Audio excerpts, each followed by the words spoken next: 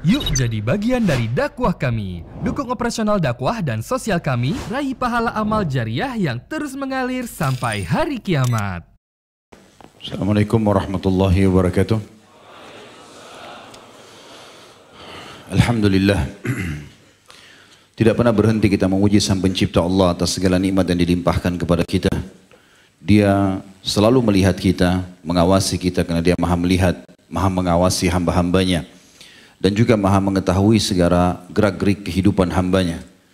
Dia telah menggantungkan segala kebutuhan kita dengan kalimat mulia, penuh dengan berkah, mudah untuk diucapkan.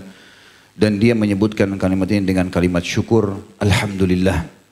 Maka selalulah basahi lidah dan bibir kita dengan kalimat ini. Juga kita panjatkan salam hormat kita selalu kepada utusan Sang Pencipta Allah, yang dengan diutusnya Dia maka kita mengetahui mana halal dan mana haram, mana yang diinginkan dan diperintahkan oleh Sang Pencipta dan mana yang dilarang. Dan juga mengucapkan satu kali salam hormat kepadanya langsung dibalas oleh Sang Pencipta Allah dengan 10 kali tambahan rahmat yang berarti pengampunan dosa, pemenuhan kebutuhan dan juga peninggian derajat. Maka jadilah orang yang selalu mengucapkan salawat dan taslim kepada Nabi besar Muhammad sallallahu alaihi wasallam. Alhamdulillah, kita sudah menyelesaikan buku serial sahabat-sahabat Rasulullah sallallahu alaihi wasallam. Seri 1 sudah selesai dan seri 2 juga akan selesai dengan pertemuan hari ini dengan membahas sahabat yang mulia Amir bin Aqwa radhiyallahu anhu. Dan insyaallah pertemuan akan datang kita akan masuk ke jilid yang ketiga dengan beberapa orang sahabat di sana, dan insyaallah semoga Allah mudahkan kita selesaikan sampai jilid yang keempat.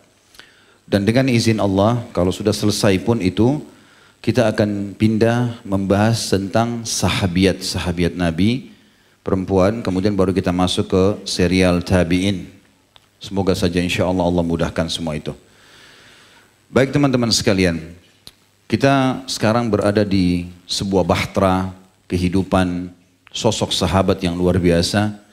Jarang kaum muslimin yang mengetahui siapa orang ini. Dan juga sedikit sekali buku yang menukil tentang kisah manusia terbaik ini.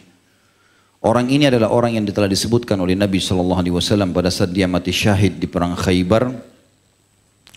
Dikatakan dalam hadis Bukhari, inna lahu la ajrain. Sesungguhnya dia memiliki 2 pahala sekaligus. Innahu la jahidun mujahid. Sesungguhnya dia adalah orang yang selalu giat dalam beribadah dan seorang mujahid. Qalla arabiyyun masya biha mithluh. Yang sangat jarang sekali orang-orang Arab ada yang seperti dengan dia. Sahabat ini teman-teman sekalian bernama Amir bin Sinan bin Abdullah bin Bashir al-Aslami. Nah, jadi suku Aslami ini perlu digarisbawahi karena punya kedudukan besar di sisi Nabi SAW. Dan dari suku Aslami yang dikenal dengan julukan Ibnu Aqwa. Jadi ada 2 orang ini, turunan Al-Aqwa ini, ada Amir bin Aqwa, ada juga Salama bin Aqwa. Ya, saya ingat saya itu. Yang jelas ini Amir bin Aqwa adalah tokoh kita yang kita bahas pada kesempatan ini. Ya, yang satunya betul, Salama bin Aqwa. Dan dia disebutkan oleh Ibnu Hajar rahimahullah dalam Al-Isabah, mungkin digabungkan dengan mengatakan bahwasanya dia adalah saudara seibu, seperti yang sudah umumnya berlaku di zaman jahiliyah, atau saudara susuan dengan Salama bin Aqwa. Nanti akan ada bahasan tentunya. Dua-duanya ini turunan Aqwa adalah orang yang terkenal sebagai orang yang kuat secara fisik, sempurna secara paras wajah, dan punya ciri khas tersendiri. Kalau Salama bin Aqwa nanti akan ada bahasannya insya Allah, terkenal dengan kecepatan larinya. Bahkan dia bisa mengalahkan larinya kuda. Ya. Itu nanti ada bahasan sendiri insya Allah. Sementara Amir bin Aqwa, dia memiliki lantunan suara yang indah sekali. Sampai-sampai kalau mujahid sedang jalan diminta agar dia melantunkan syair-syair motivasi yang akhirnya membuat para mujahidin semangat untuk berperang. Jadi masing-masing punya kelebihan. Amir bin Aqwa ini dia masuk Islam di tangan Nabi alaihi salatu wassalam, dan Dia termasuk salah satu sahabat yang telah meraih doa-doa mulia dari Nabi alaihi salatu wassalam. Ya. Dan dia dari suku Aslam. Suku Aslam ini bukan penduduk Madinah, tapi tinggal di sekitar Madinah. Suku Aslam ini termasuk suku yang paling besar kiprahnya dalam jihad, terutama di perang Tabuk, ya, perang Hunain, pembebasan kota Mekah. Dan mereka sangat terkenal dengan keterampilan menunggangi kuda. Serta suku Aslam ini disebutkan sendiri oleh Nabi SAW. Secara umum seluruh suku Aslam, diantaranya Amir bin Aqwa radhiyallahu anhu ajma'in ini, adalah suku yang didoakan agar selalu selamat. Dan nanti salah satu ad-durus wal ibar, pelajaran yang kita ambil adalah bagaimana kita mengenali nama-nama suku yang telah disebutkan Nabi SAW dan dipuji, sehingga kita perlu menelusuri suku-sukunya ada di mana, kita berinteraksi dengan mereka pada saat mampu, ya, bertransaksi jual beli, menikah dan seterusnya. Ini adalah hal yang baik. Juga ada suku-suku yang telah dilaknat oleh Nabi SAW, yang semestinya juga kita mengetahui masalah itu. Nanti akan saya jelaskan insyaAllah dalam ad-durus wal ibar. Suku Aslam yang dimana Amir berasal darinya disebutkan dalam sebuah hadis yang sahih riwayat Bukhari nomor 3514 dan Imam Muslim 2516. Kata Nabi SAW, Aslamu salamahallah wa gifaru ghafarallahu laha ama anni lam aqulha walakin qalahallahu azza wa jal. Yang artinya, semoga Allah selalu menyelamatkan suku Aslam dan semoga Allah selalu mengampuni suku Gifar. Tentu jadi jadi sorotan bahasan kita suku Aslamnya, ya. Bukan aku yang mengatakan, kata Nabi SAW, tetapi Allah yang maha mulia dan maha suci yang telah mengatakannya. Dan ini luar biasa karena bukan satu orang, tapi satu suku didoakan oleh Nabi SAW. Dan Allah menyebutkan itu. Kalau suku Aslam, semuanya pasti akan selamat. Ya, jadi ini selamat, bisa selamat dari sisi akidah, ya, selamat di dunia menuju ke akhirat, di akhirat selamat ke surga. Keselamatan semua bermakna dalam masalah ini. Orang ini, dia salah satu tentu suku Aslam banyak sekali tokoh-tokohnya yang tampil di kalangan para sahabat. Seperti misalnya Salamah bin Aqwa, ya, Amir bin Aqwa, Buraidah bin Husaid, Rabi'ah bin Ka'ab, dan masih banyak sahabat-sahabat Nabi yang lain yang merupakan orang yang terkenal dengan keberanian dan kesatriaannya. Namun Amir bin Aqwa punya nilai plus karena dia memiliki suara yang sangat indah dalam bersenandung. Dan juga dia termasuk salah satu orang yang ditugaskan oleh Nabi SAW untuk selalu memandu untah Nabi SAW. Ya. Dan itu ada selain Amir juga yang memegang untah Nabi SAW. Dan ini khusus karena harus orang kepercayaan. Kalau kita sekarang supir pribadi. Ya. Ini selain Amir bin Aqwa ada Abdullah bin Rawah al-Ansari, ada Salamah bin Aqwa, ada Anjasyah. Ini semua terkenal 4 orang adalah, kalau kita bahasakan sekarang, supir Nabi SAW yang khusus memegang dan mengurus untah Nabi SAW dan juga membawa Nabi SAW kemana-mana. Termasuk mengantar ummahatil mu'minin.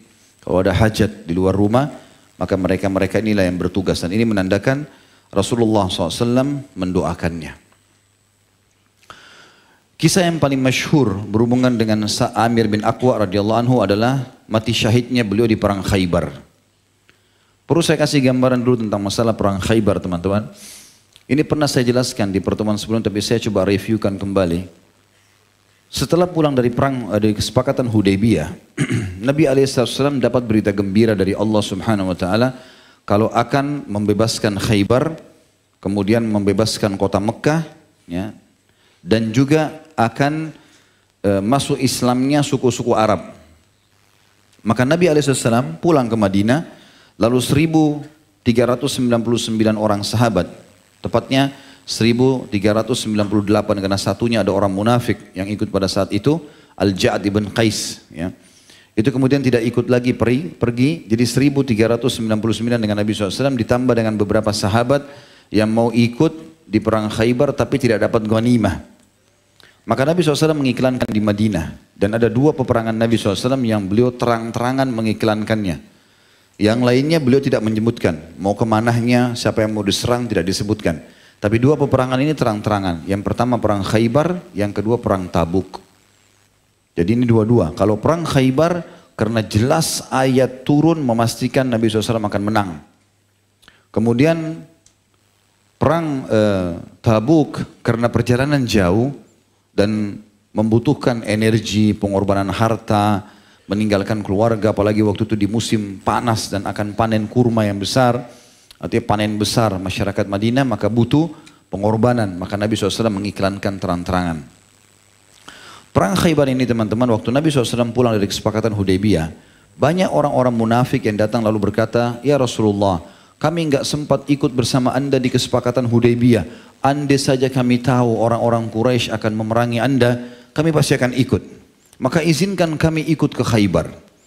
Ternyata ada alasannya nih, Allah bongkar dalam surah At-Taubah ya, tentang masalah alasan-alasan ini. Ternyata mereka mengucapkan itu karena mereka tahu Nabi SAW sudah memastikan Khaybar akan takluk di tangan beliau. Dan juga seluruh Khaybar akan jadi harta rampasan perang. Dibagi hanya ke 1.400 orang sahabat pada saat itu. Tidak banyak. Satu kota. Ya, kalau satu kota itu bisa dihuni oleh ratusan ribu bahkan sampai jutaan orang. Tapi ini dibagi kepada mereka karena memang dimenangkan oleh kaum muslimin. Maka banyak di antara mereka mau ikut, tapi mereka tidak bisa ikut. Ya. Mereka tidak diizinkan oleh Nabi SAW karena ternyata mereka hanya menunggu ganimah itu. Maka Allah menyuruh Nabi SAW menyampaikan, karena mereka alasannya kami mau ikut mati syahid, jangan haramkan kami dari pahala jihad. Kata Nabi SAW, baiklah ikut tapi tidak ada ganimah. Ternyata tidak satupun ikut. Karena mereka targetnya ganimah. Berangkatlah baginda Nabi SAW di malam hari menuju ke Khaybar ini. Menuju ke Khaybar. Waktu lagi jalan, dalam sebuah riwayat Bukhari disebutkan, ada seseorang berkata kepada Amir bin Aqwa, tokoh kita ini. "Wahai Amir, tidakkah kau senandungkan suaramu yang indah untuk memotivasi kami?" Gitu kan. Dalam riwayat lain, Nabi SAW yang meminta beliau. Tapi ini dalam riwayat Bukhari dikatakan, kita berpegang pada riwayat ini. Maka mereka berkata, "Wahai Amir, tidakkah kau senandungkan suaramu yang indah?" Dan dalam riwayat Bukhari dikatakan, Amir adalah salah satu laki-laki penyair dan memiliki suara yang lantang dan juga merdu. Maka dia mulai melantunkan syairnya yang masyhur. Dia mengatakan, "Allahumma laula anta mahtadaina wala tasaddaqna wala sallayna fakfir fidaan laka mattaqaina wa thabbitil aqdami illa qaina wa alkiyan sakinatan alaina inna idha siha bina abaina wabisiyahi awwalu alaina." Artinya, ya Allah, jika bukan karena engkau, niscaya kami tidak akan mendapatkan petunjuk. Dan ya Allah, kami juga tidak akan mungkin bersedekah dan tidak mungkin mengerjakan sholat. Maka ampunilah dosa-dosa kami sebagai tebusan selama kami masih bertakwa. Dan teguhkanlah kaki-kaki kami bila kami bertemu dengan musuh. Limpahkanlah ketenangan kepada kami. Sesungguhnya jika kami diseru untuk berjihad, niscaya kami selalu hadir. Dengan seruan itulah mereka bersandar kepada kami. Maksudnya orang kaum muslimin bersandar dengan kekuatan kami sehingga kami bisa menyerang musuh. Suara ini sangat indah pada saat itu dan terdengar hampir mayoritas karena malam hari Nabi SAW menuju ke Khaybar agak sunyi gitu. Waktu Amir melantunkan suaranya kedengaran dan indah sekali. Sampai Nabi SAW tanya, siapa suara itu? Suaranya siapa itu? Yang bersenandung begitu indahnya. Maka orang-orang menjawab, Amir bin Aqwa wahai Rasulullah. Maka kata Nabi SAW, semoga Allah merahmatinya. Ya. Tahu maknanya ini? Kalau Nabi SAW mendoakan, semoga Allah merahmatimu, semoga Allah memaafkanmu. Ini berarti kalau dalam kancah peperangan orang itu akan mati syahid. Orang itu akan mati syahid. Dan sahabat sudah faham masalah itu. Makanya mereka berharap Nabi SAW mendoakan di tengah jalan supaya dapat doa itu. Waktu Nabi SAW mengatakan karena indahnya suaranya semoga Allah merahmatinya, maka para sahabat mengatakan, ya Rasulullah, Anda telah memutuskan surga untuk Amir, mengapa Anda tidak memberikannya kepada kami? Tapi Nabi SAW tidak menyebut lagi, satu orang saja, Amir disebutkan pada saat itu. Kata Salama bin Aqwa, saudaranya Amir menceritakan riwayat ini melanjutkan, maka kami tiba di Khaybar, lalu kami mengepung mereka, kami ditimpa kelaparan hebat, kemudian Allah Ta'ala membuka Khaybar untuk kaum muslimin. Saya kembali ke kisahnya, waktu Nabi SAW jalan menuju ke Khaybar, beliau memerintahkan agar sahabat kalau ya. Di tengah jalan suruh berjalan rapat, rapi, tidak boleh terpisah. Karena musuh, karena pasukan kalau terpisah mudah diserang. Kemudian Nabi SAW mengingatkan, ingatlah, jangan pernah kalian berharap bertemu musuh. Tapi kalau kalian bertemu, maka kokohkanlah. Itu wasiat Nabi SAW. Jadi kita tidak boleh sombong, walaupun kita punya keterampilan perang, bela diri, tetap kita enggak berharap ketemu musuh. Berharap mereka dengar, mereka lari. Tapi ternyata kalau kita sedang bertemu, maka kokohkanlah telapak kaki. Nabi SAW dimudahkan oleh Allah SWT menuju ke Khaybar dan tiba di malam hari juga. Ya. Waktu itu perjalanan mengambil sekitar 2 harian perjalanan. Ya, karena Khaybar kurang lebih 170-180 kilometer dari Madinah. Tapi dengan hikmah Allah Subhanahu Wa Taala waktu itu orang-orang munafik di Madinah mengirim surat, Abdullah bin Abi Salul pimpinan mereka mengirim surat ke Khaybar memberitahukan sehingga orang-orang Yahudi mengadakan persiapan. Tapi dengan hikmah Allah, di malam tibanya Nabi SAW, satu Khaybar Allah buat mengantuk, tidur semuanya. Termasuk pasukan-pasukan jaga mereka. Maka Nabi SAW dan muslimin berhasil menancapkan kemah-kemah mereka dekat benteng mereka, tepatnya benteng pertama, karena ada 9 benteng di situ. Di antaranya benteng pertama namanya benteng Naim, ini yang paling kuat, sehingga butuh sekitar 43 hari untuk menembusnya. Yang jelas Nabi SAW akhirnya tinggal bersama muslimin di situ, istirahat malam hari. Besok pagi rupanya pengembala mereka punya benteng-benteng, ada 9, satu benteng ini ada kehidupan di dalam, ada sumur, ada peternakan segala macam. Tapi pengembala mereka itu harus membawa domba keluar pagi hari, makan pulang sore hari. Begitu buka pintu gerbang mereka kaget melihat muslimin ada di situ. Lalu mereka berteriak, wah khamisah, ya artinya musuh sudah di depan mata. Maka orang-orang Yahudi baru sadar ternyata Nabi SAW sudah ada. Dan pada saat itu pertama kali Nabi SAW dalam peperangan mengangkat suara dengan keras sambil mengatakan, binasalah wahai kalian hai kaum Yahudi, binasalah kalian hai kaum Yahudi, sesungguhnya kami kaum kalau sudah menginjakkan kaki kami ke sebuah tempat maka kami pasti akan menguasainya.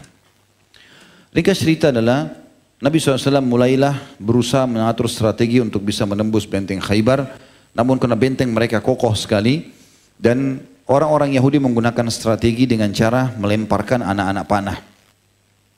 Lempar anak panah, bolak-balik gitu kan. Lalu kemudian setelah lempar anak panah banyak, dari pagi sampai sore, non-stop. Umat Islam zaman itu kalau ada panah, mereka cuma bisa berlindung sama perisai. Jadi perisai ditancapkan di tanah, di depan muka mereka, lalu mereka berlindung. Karena kalau di kemah, kalau di kuda bisa kena anak panah, karena banyak yang dilempar gitu. Akhirnya muslimin tetap bertahan. Hari pertama, hari kedua, hari ketiga, rupanya dari benteng Naim keluar seseorang. Maaf, saya lupa tadi. Di hari pertama sebelum mereka lemparkan anak panah, Nabi SAW kirim seorang sahabat ke sana, bawa surat. Isinya tawarkan Islam, kalau nolak jizyah, kalau nolak berperang. Lalu orang-orang Yahudi bilang, baiklah, nanti kami kasih jawabannya. Gak lama kemudian setelah Nabi SAW utusannya kembali, orang-orang Yahudi melempar anak panah. Berarti ini jawaban mereka, artinya mau perang. Gitu kan? Maka Nabi SAW sudah paham kalau mereka tidak ingin damai, tidak mau masuk Islam, mereka cuma ini berperang. Di hari ketiga, keluarlah dari benteng Naim seorang kesatria Yahudi. Kesatria Yahudi namanya Marhab. Ya. Terkenal sekali. Sampai sekarang orang-orang Saudi pun di benteng-benteng Khaybar. Benteng Khaybar masih ada ya. Kemarin kami waktu bimbing umrah, saya sengaja ajak jemaah untuk pergi ke sana. Itu perjalanan kita ke Khaybar dan di tengah-tengah benteng itu yang bisa dimasukin mobil dan bus, saya ceramah di situ untuk menceritakan perang Khaybar. Jadi kita bisa saksikan benteng-bentengnya masih ada. Oleh pemerintah Saudi nggak dipakai sama sekali gitu. Memang peninggalan saja begitu. Masih kelihatan, masih kokoh benteng-benteng itu. Dan ini ceritanya panjang lebar sampai selesai Khaybar 9 benteng itu ditembus. Saya sudah ceritakan di Sirah Nabawi. Saya nggak ceritakan semua sekarang. Saya cuma ceritakan benteng pertama Naim namanya. Yang jelas teman-teman sekalian keluarlah Marhab. Marhab ini seorang kesatria yang tinggi besar, kekar, ya, dan dia sangat terkenal. Dia juga ahli membuat senjata, dia ahli berperang. Dan setiap peperangan kalau ada orang yang menyerang Yahudi, begitu mendengar Marhab ada di pasukan mereka ketakutan. Karena Marhab ini dikenal orang yang mahir sekali. Rupanya Marhab keluar seakan-akan menantang muslimin untuk duel. Gitu kan. Begitu didengar ada tantangannya, maka para sahabat mau melawan, ada yang mau menghadapinya. Begitu ada sahabat yang mau maju, maka tiba-tiba dari belakang si Marhab ini dibuka pintu gerbang, lalu keluar pasukan dipimpin oleh kakaknya namanya Harith menyerang muslimin. Jadi muslimin kaget, tidak ada persiapan, ini cuma pancingan saja. Akhirnya mereka menyerang, ada beberapa korban muslimin tapi tidak ada mati pada saat itu, lalu mereka kembali lagi tutup pintu gerbang. Besok begitu lagi, diulangi lagi. Mereka cuma keluar nantang, pura-pura balik lagi. Sampai akhirnya setelah 3 hari mereka buat itu, maka Marhab keluar lagi pada saat itu, lalu menantang. Lalu dia sebutkan syair-syair, di buku kita ada dituliskan syair itu ya. Marhab lalu keluar, kemudian dia mengatakan, Qad alimat Khaybaru anni marhabu. Khaybar sudah mengenal kalau aku ini adalah Marhab. Syakis silahi batalun mujarrabu. Ahli dalam senjata perang, urusan senjata dan pahlawan yang berpengalaman. Idal hurubu akbalat tahallaba atau talahhaba ya. Talahhabu ya. Artinya jika peperangan mulai berkecamuk dan membara, maka orang semua mengenal siapa Marhab. Maka dia tantang, siapa muslimin yang keluar? Pada saat itu tokoh kita keluar, Amir bin Aqwa radhiyallahu anhu. Marhab ini orangnya tinggi sekali. Sampai digambarkan waktu dia keluar dari benteng, Nabi SAW sempat tanya, berapa tingginya orang ini? Karena tinggi sekali. Para sahabat mengatakan 5 hasta ya Rasulullah. Dalam riwayat Nabi SAW mengatakan, 5 hasta kah dia? Kata para sahabat lebih tinggi ya Rasulullah. Tahu 5 hasta? 2,5 meter. Ya. Tinggi sekali. Besar orangnya. Maka Amir bin Aqwa bukan orang yang tinggi besar, orang yang kecil. Ya. Dan disebutkan ciri fisiknya Amir adalah orang yang kecil, pendek orangnya. Dan karena dia pendek, dia pun membawa pedang yang pendek. Ini. Maka sesuai dengan porsinya, kalau dia bawa yang besar keberatan tentu ya. Maka Amir itu keluar, lalu mengatakan, menantang syair itu mengatakan, Qad alimat Khaybaru anni Amiru. Sesungguhnya Khaybar juga kenal siapa saya. Amir dari suku Aslam. Syakis silahi batalul mughamiri. Saya menyukai perdamaian sebenarnya. Tetapi pahlawan dan pemberani akan menantang perlawanan tersebut atau tantangan tersebut. Maka Nabi SAW izinkan. Terjadilah duel yang seperti tidak berimbang antara orang yang sangat tinggi besar dengan sahabat yang kecil ini. Tapi subhanallah Amir sangat lihai. Setiap serangan selalu dia lewatkan, selalu berhasil. Karena Amir tahu Marhab ini tinggi besar dan pukulannya keras, maka setiap dia mukul Amir selalu menghindar, menghabiskan tenaganya, seperti itulah. Sampai Amir melihat sudah ada kesempatan, ternyata dia kelihatannya lemah, sudah mulai melemah. Waktu dia pukul oleh Amir sengaja ditangkis sama perisai supaya pedangnya terlengket di situ. Dan betul, pedang Marhab akhirnya melengket di perisainya Amir. Dengan kondisi seperti itu, dia sulit untuk menarik pedangnya. Amir bin Aqwa radhiyallahu anhu lalu melepaskan perisainya, lalu dia berguling di bawah Marhab untuk menebasnya, gitu, untuk membunuhnya. Tapi ternyata karena pedangnya pendek, gitu kan, maka pada saat dia mau menebas kaki Marhab, meleset dan kena kakinya sendiri. Ya itu kisahnya begitu. Amir kena kakinya sendiri, sehingga membuat otot besarnya di kaki kena dengan pedangnya dia. Pedangnya tajam. Akhirnya Amir mati gara-gara itu. Mati radhiyallahu anhu. Di sini kisah matinya Amir gitu kan. Salamah bin Aqwa pada saat itu saudaranya mendengar isu bahwasanya Amir telah membunuh dirinya. Dan akhirnya seluruh amalnya habis. Gitu. Gak ada lagi amalnya. Bunuh diri, bukan mati dibunuh oleh musuh. Maka Salamah pun sedih. Dan ini berita berkecamuk sepanjang peperangan Khaybar. Puluhan hari. Nabi SAW sibuk mengurus perang gitu. Pada saat Nabi SAW berhasil menembus benteng Naim, orang semua para muslimin pada gembira, maka beliau lihat Salamah bin Aqwa sedih. Kata Nabi SAW, kenapa hai Salamah? Ada apa denganmu? Dia bilang, ya Rasulullah, orang-orang telah berbicara tentang saudaraku. Mereka mengatakan Amir telah habis pahalanya karena membunuh dirinya sendiri. Jawaban Nabi SAW dalam hadis Bukhari, jadi pada saat itu Rasulullah SAW mengatakan kepada Salamah, kadzaba man qalahu, sungguh bohong orang yang menyebarkan isu itu. Dianggap Amir ini bunuh diri dan tidak ada gunanya. Lalu Nabi SAW memastikan mati syahidnya dalam statement yang pertama tadi di awal pertemuan saya sebutkan, inna lahu la ajrain. Sesungguhnya Amir justru memiliki double pahala. Bukan cuma satu. Double. Wa jama' baina isba'ihi. Dan Nabi SAW menggabungkan dua jari beliau. Innahu la jahidun. Sesungguhnya dia adalah seorang laki-laki yang suka berijtihad. Memaksakan diri dalam ibadah. Mujahidun. Dan dia adalah mujahid yang ikhlas. Qalla arabiyun masya biha mithlah. Dan sangat jarang ada orang Arab yang seperti dia. Menggabungkan antara ibadah yang maksimal juga dengan jihad dan ikuti dengan keikhlasan. Dalam riwayat lain, Salamah bin Aqwa mengatakan, demi Allah, kami hanya tinggal selama 3 hari. Selanjutnya kami berangkat ke Khaybar bersama Rasulullah SAW. Maksudnya dari kesepakatan Hudaybiyah, tiba di Madinah, 3 hari saja kami sudah pergi menyerang Khaybar. Dia mengatakan pamanku Amir bersenandung dengan kawan-kawannya. Nah ini ada pendapat lain mengatakan ini adalah pamannya Salamah. Tapi ada juga tadi Ibnu Hajar mengatakan ini saudara sesusuan atau saudara seayah.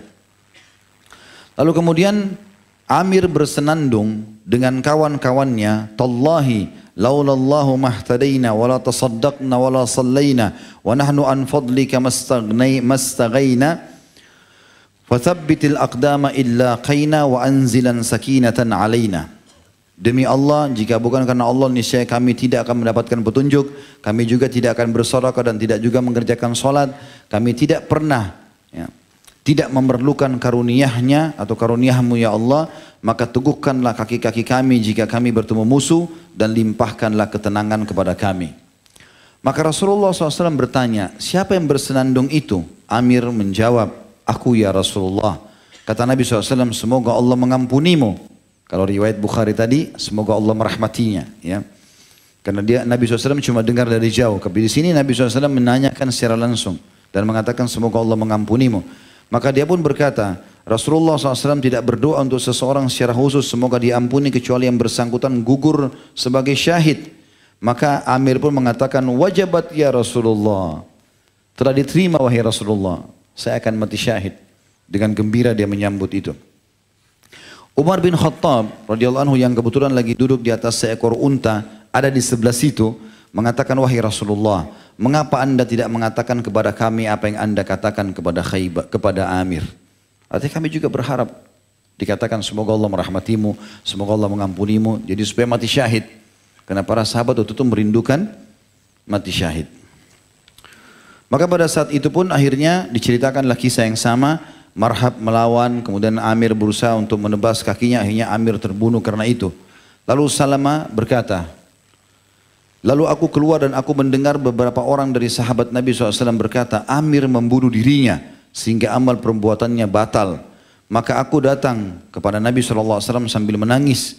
Aku bertanya atau berkata, wahai Rasulullah, apakah benar amal perbuatan Amir batal? Rasulullah SAW balik bertanya, siapa yang mengatakan demikian? Aku menjawab, beberapa orang dari sahabat anda. Maka Nabi SAW bersabda, telah dusta orang yang berkata demikian, justru Amir mendapatkan 2 pahala. Sebagaimana disebutkan dalam riwayat Muslim, nomor 1802 dan 1806. Ini atau 07 maaf. Ini adalah kisah ringkas daripada Amir radhiyallahu anhu yang bisa dicatat dalam buku ini dan juga yang saya temukan. Saya coba berusaha mencari tahu tentang istrinya, tentang anaknya. Saya belum temukan masalah itu secara pribadi tentunya. Namun insya Allah kita akan coba ambil banyak sekali pelajaran dari manaqib beliau walaupun kisahnya ringkas. Dan juga pelajaran-pelajaran yang sangat besar yang akan kita ambil dari kehidupan beliau radhiyallahu anhu. Namun sebelumnya teman-teman saya akan ceritakan lanjutannya. Setelah Amir terbunuh, ya, mati syahid pada saat itu, kita kembali ke kisah Marhab. Akhirnya Marhab ini merasa dirinya bangga karena ternyata dia semestinya sudah harus mati karena pedangnya tertancap di perisai. Tapi dia dengan bangga akhirnya mengangkat suaranya mengatakan kalau dia membunuh Amir. Tapi sahabat tahu melihat, makanya tersebar berita Amir telah membatalkan amalnya. Setelah itu rupanya Marhab masuk ke dalam benteng dan Nabi SAW menyuruh sahabat untuk istirahat dulu, istirahat semuanya. Ada satu namanya Mahmud. Mahmud ini bersaudara adik kakak sama Muhammad. Dua-duanya anaknya Maslamah. Muhammad bin Maslamah dan Mahmud bin Maslamah. Muhammad bin Maslamah ini teman-teman terkenal sekali, sahabat yang sangat perkasa, ahli perang ya. Dia saingannya Khalid bin Walid, Muhammad bin Maslamah. Jadi bisa dikatakan hampir setiap duel perang pasti menang, gitu kan. Kakaknya namanya Mahmud. Rupanya si Mahmud ini waktu lagi Nabi SAW suruh istirahat, semua pasukan berdekatan kecuali Mahmud. Mahmud lihat ada bangunan dekat benteng Yahudi, bangunan sudah tua nggak dipakai. Lalu dia pergi baring di sana. Rupanya si Marhab ini lihat kesempatan itu, lalu orang-orang Yahudi pada bicara di atas benteng. Ada orang Islam yang memisahkan diri. Siapa yang bunuh itu? Kata Marhab, saya yang bunuh. Lalu dia pun turun, dia diam-diam masuk, diam-diam sampai ke rumah itu, lalu dia memukul kepala Mahmud dengan batu. Sehingga matilah, terbunuh pada saat itu. Si Mahmud mati terbunuh. Lalu Marhab masuk lari ke dalam benteng. Gitu kan. Jadi sudah 2 orang muslim yang terbunuh di sini. Ya, dua-duanya mati syahid pertama dalam Islam. Maka malam itu tersebar berita kalau Mahmud terbunuh. Dan sempat ada sahabat yang menyaksikan kalau Marhab yang membunuhnya. Berkecambuklah informasi sampai akhirnya Mahmud dikuburkan pada saat itu mati syahid. Dan Nabi SAW memastikan juga dia mati syahid radhiyallahu anhu. Besoknya rupanya Marhab keluar karena dia merasa bangga sudah 2 korban dia. Gitu kan? Walaupun korbannya ini yang pertama Amir semestinya dia yang kalah. Tapi qadarullah memang pedangnya meleset. Kalau Mahmud dia curang. Dia bukan ajak duel, diam-diam dipukul kepalanya gitu kan. Maka pada saat itu dia tantang lagi yang kedua kali. Ali bin Abi Thalib keluar. Ya. Lalu waktu dia tantang, kata Ali bin Abi Thalib, saya Rasulullah, saya yang lawan dia. Gitu kan. Lalu kemudian kata Muhammad bin Maslamah, ya Rasulullah, orang ini bunuh kakak saya. Biarin saya yang lawan. Maka Nabi SAW bilang sama Ali, hai Ali mundurlah, biar Muhammad yang lawan. Muhammad bin Maslamah lawan Marhab ini. Dan subhanallah dalam beberapa gerakan saja berhasil dibunuh. Marhab mati.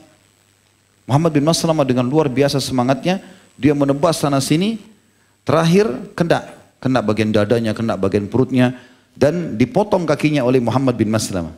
Marhab ini. Belum mati dia pada saat itu maksudnya, dia luka parah. Muhammad bin Maslamah potong kakinya lalu mengatakan, rasakan, biar kau rasakan kematian dengan susah. Kau telah membunuh kakakku dengan diam-diam. Kenapa kau hantam dengan batu? Kau nggak lawan dia gitu. Maka Marhab pun kesakitan. Teriak-teriak di situ. Orang Yahudi nggak ada yang berani keluar. Muhammad bin Maslamah meninggalkan, pergi ke pasukan. Ali bin Abi Thalib melihat orang ini belum mati. Lalu Ali keluar, di tempat dihenuskan pedangnya, dibunuh Marhab. Matilah Marhab di tangan Ali bin Abi Thalib pada saat itu. Lalu Ali mengambil baju perangnya, pedangnya.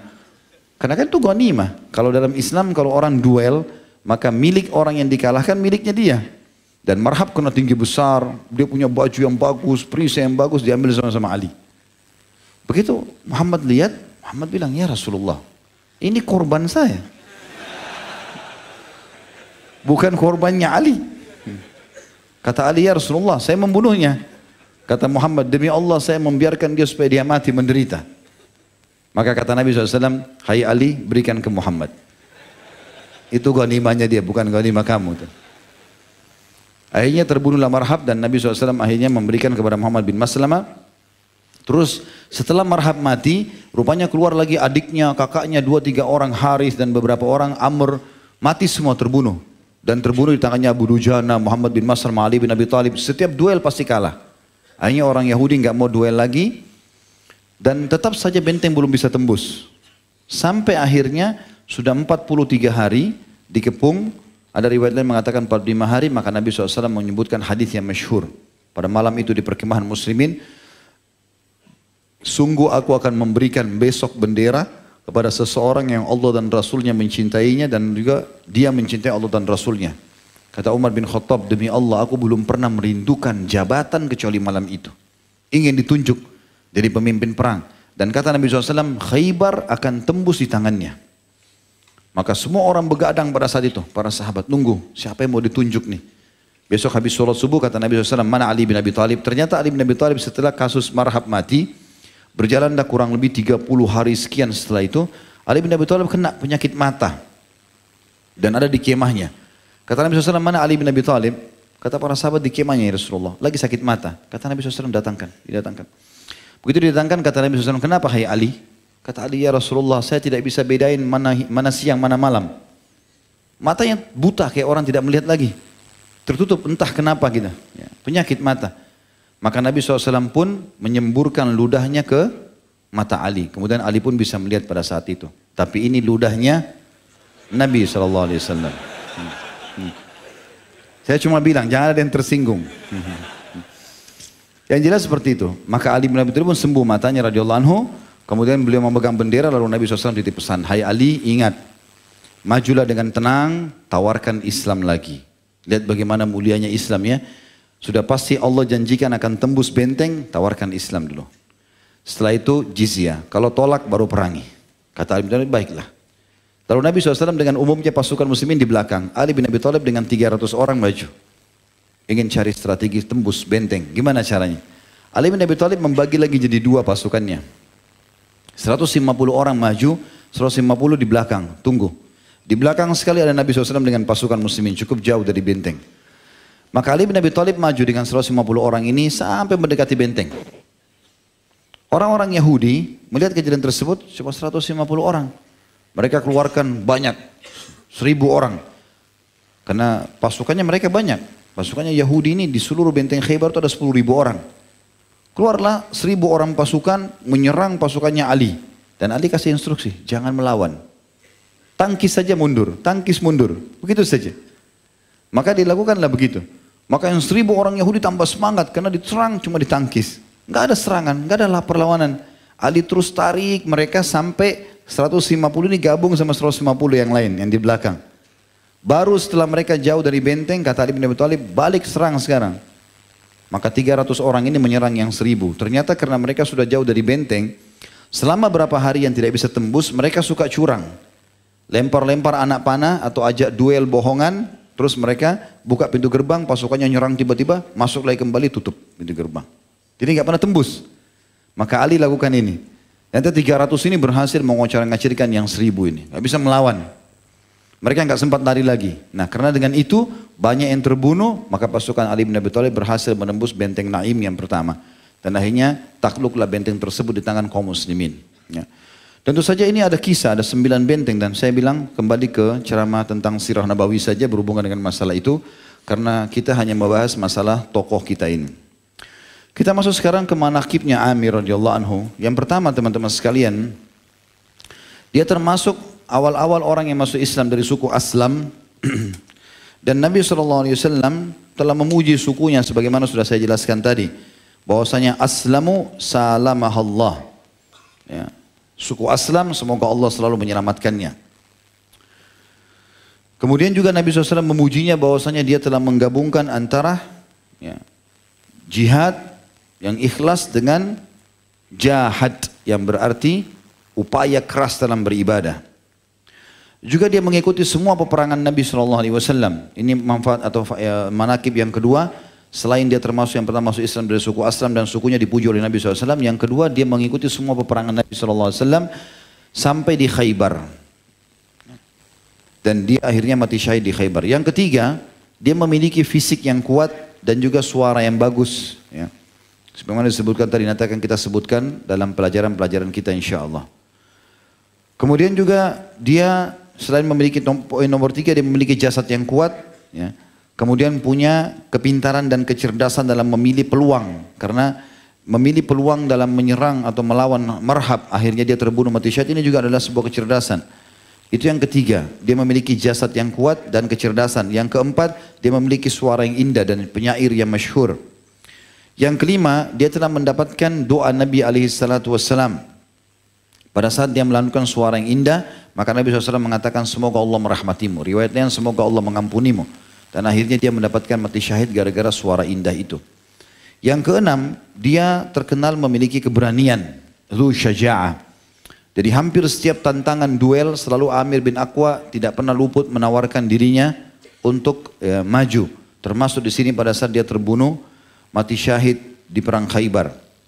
Kemudian yang ketujuh, dia termasuk orang yang diperintahkan Nabi SAW untuk mengurus unta beliau dan memandu unta-unta Nabi SAW.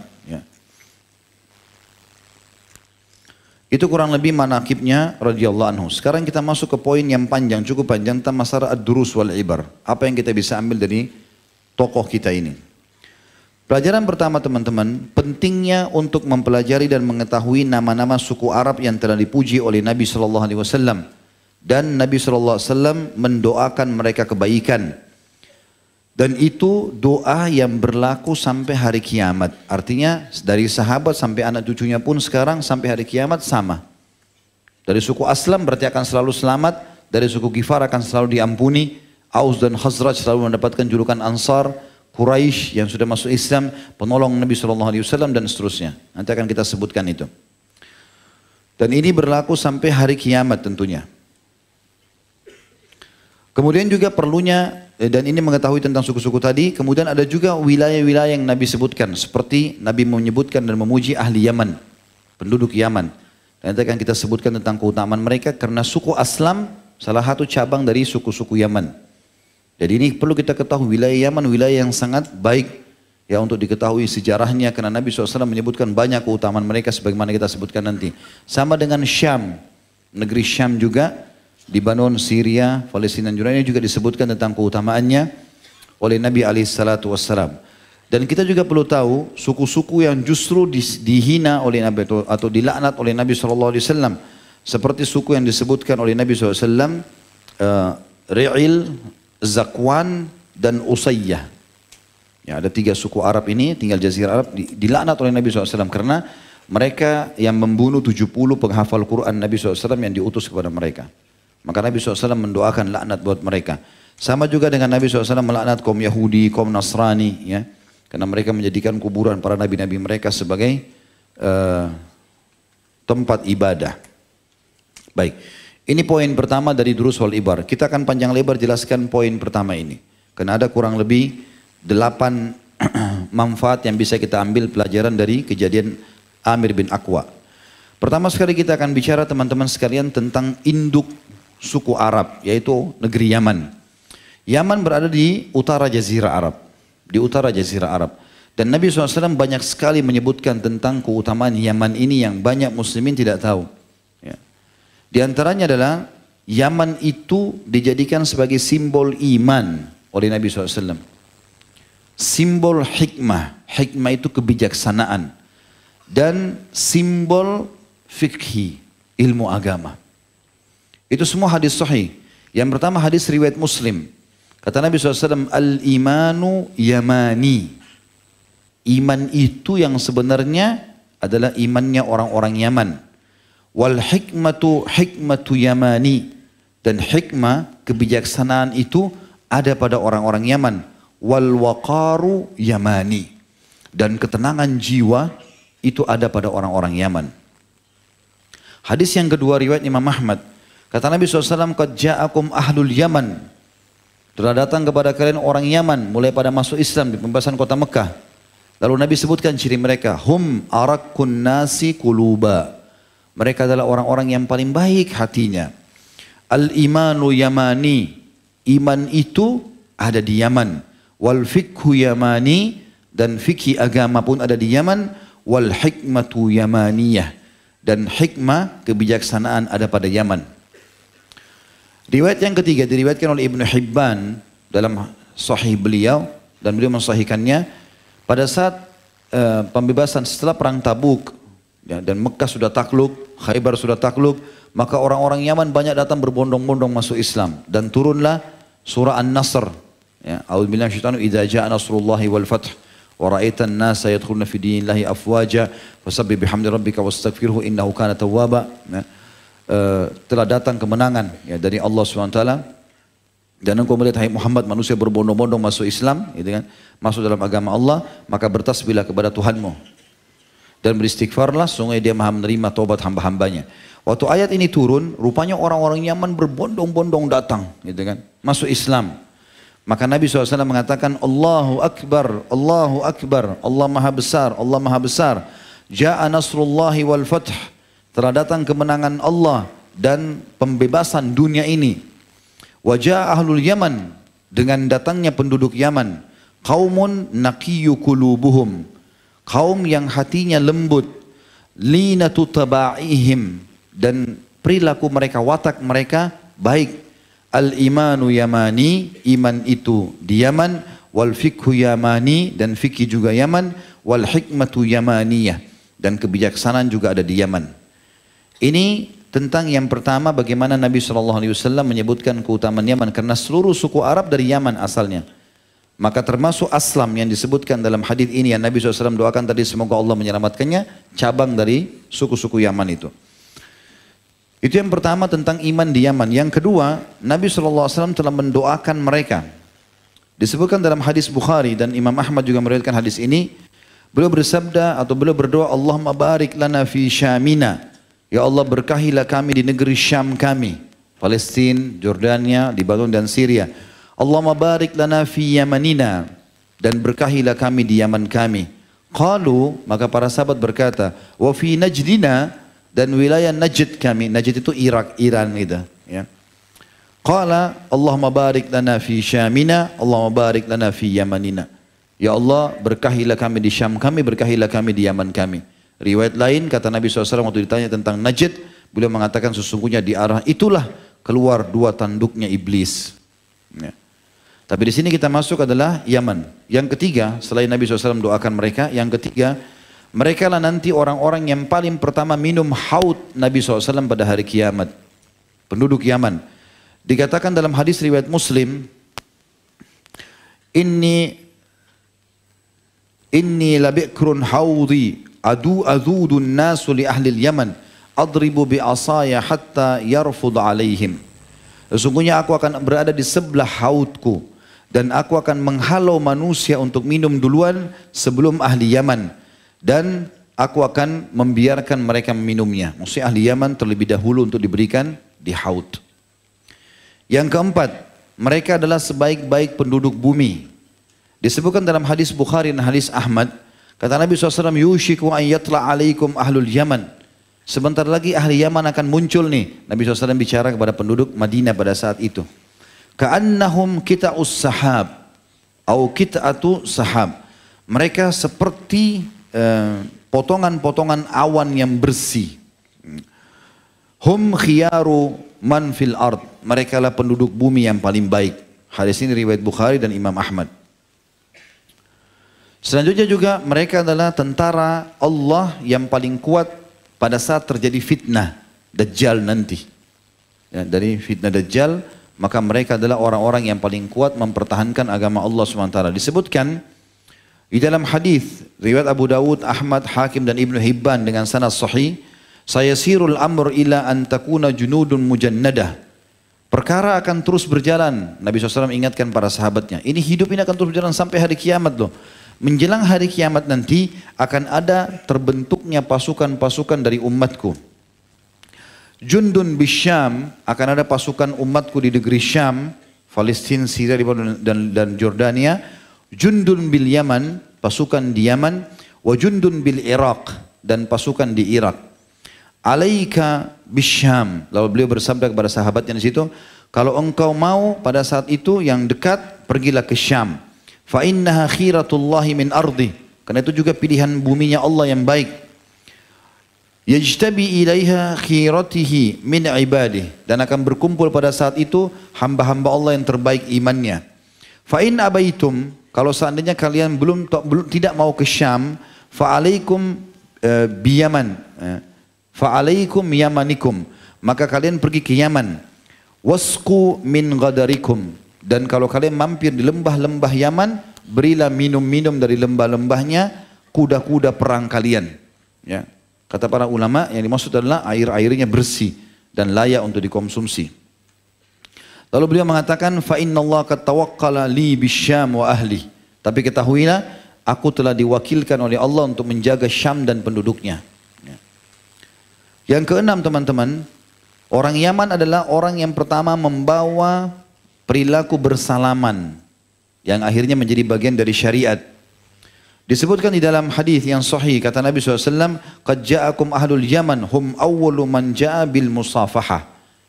Telah datang kepada kalian orang-orang Yaman masuk Islam, ya, mayoritasnya semua masuk Islam pada saat itu, dan mereka lah orang-orang yang pertama menjalankan bersalaman.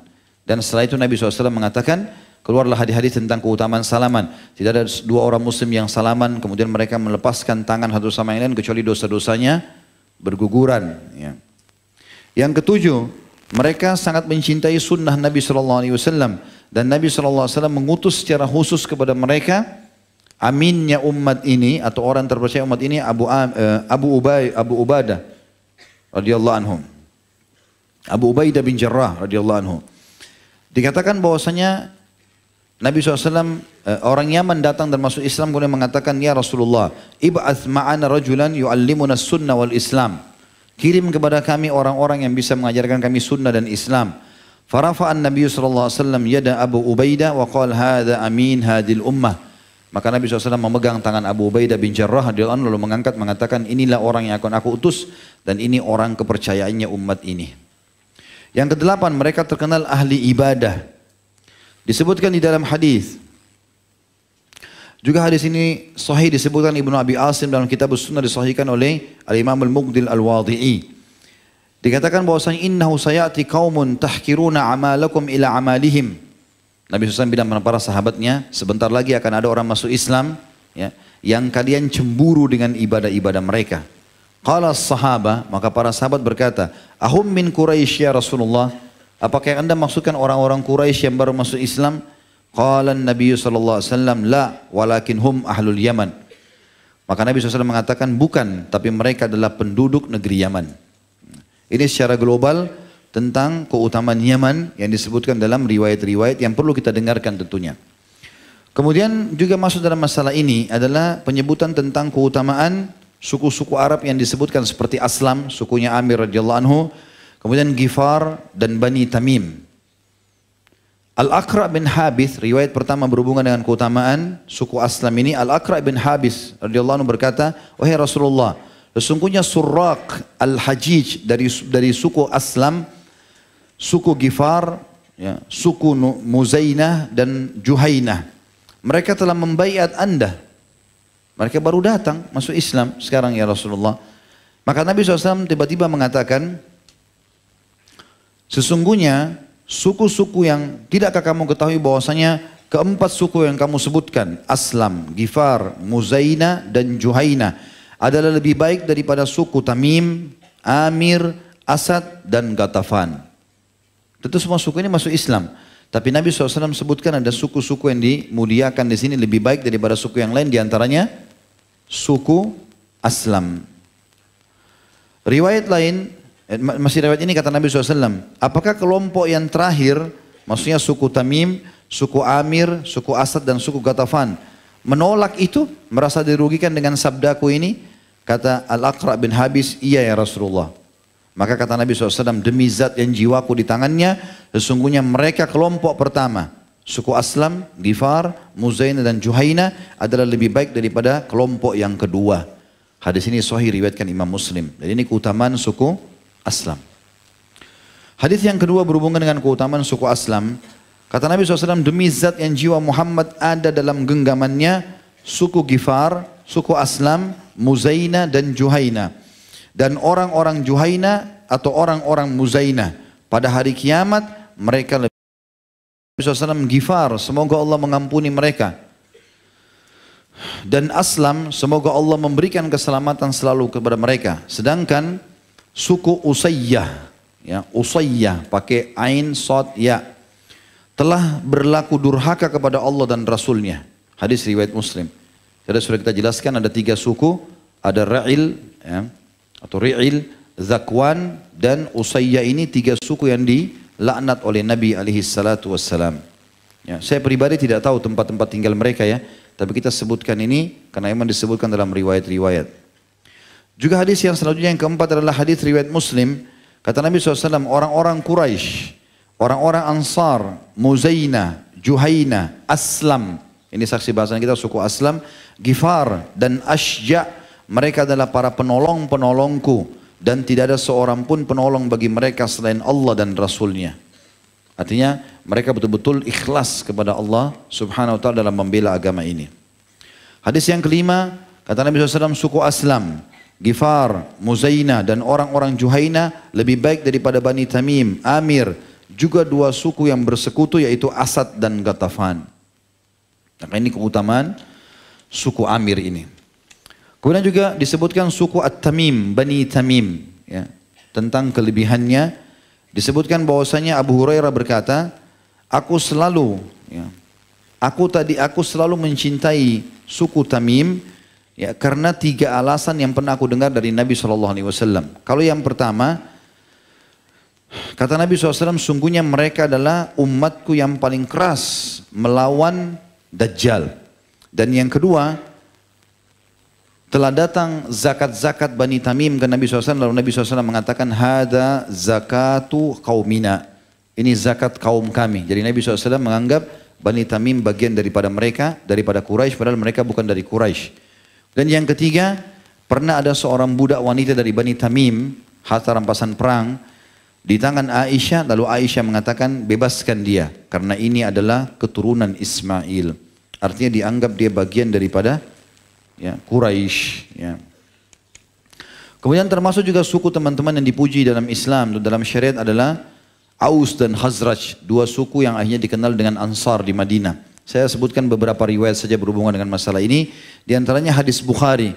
Kata Nabi SAW, ayatul imani hubbul ansar wa ayatul nifaki bugdul ansar. Tanda-tanda keimanan seorang muslim mencintai Ansar, dan tanda-tanda kemunafikan membenci mereka. Dan Ansar adalah penduduk asli Madinah ya. Penduduk asli Madinah. Dan kita temukan sampai sekarang memang terkenal penduduk Madinah asli itu dari Ansar sangat ramah, sangat baik, dan suku-sukunya sudah sangat banyak. Tapi induknya Aus dan Khazraj, lalu kemudian dinamakan Ansar. Anas bin Malik berkata radhiyallahu anhu dalam hadis Bukhari, Allahu sammana bil Ansar. Yang telah memberikan kami nama Ansar adalah Allah.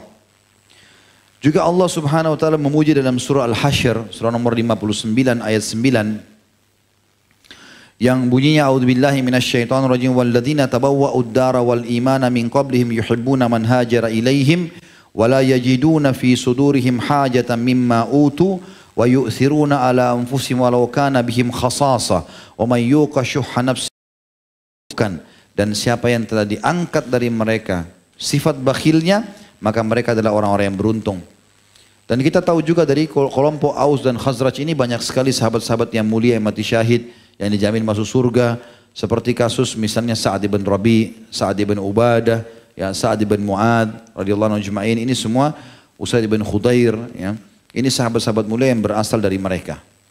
Termasuk suku teman-teman yang disebutkan dan dimuliakan oleh Nabi SAW adalah suku beliau sendiri, Quraisy.